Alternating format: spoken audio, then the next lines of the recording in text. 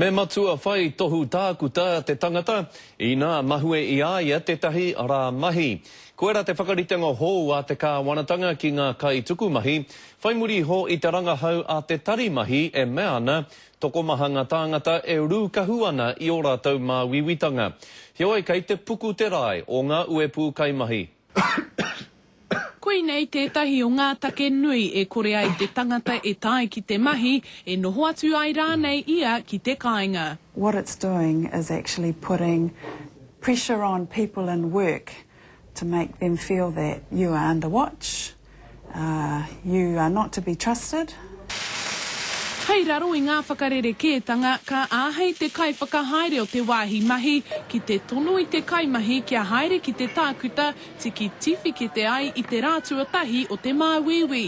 I tēnei wā me whai tiwhikete te kai mahi I te rātua toru.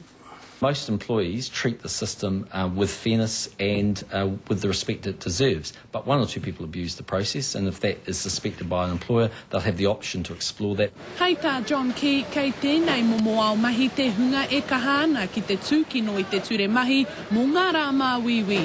Kei te whakahe ngā uniana, kei te whakahe hoki te āpitihana. Ngā mahi patu miti kei rere to toto o ngā kararehe, te tikoa me te mimi o te kararehe, e nā me paruparu katoa, ka pai mai ki ngā ringaringa o te tangata, ka rīroa, ka āhua māwiwi.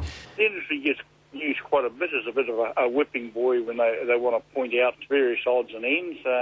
When you work in freezers or chillers, you're in and out of the cold to the ambulance, so there's quite a bit of conditions here that put a bit of stress on the workers.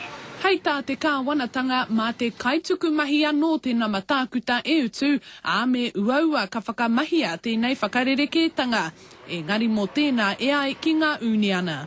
For those people who do feel forced to go and get a certificate, there's no guarantee that you'll be reimbursed in a timely fashion. And it forces people to decide whether they can afford to pay to go to the doctor or if they could use that money for something else, like paying for food. What it'll do, it'll encourage those people that should stay at home to go to work.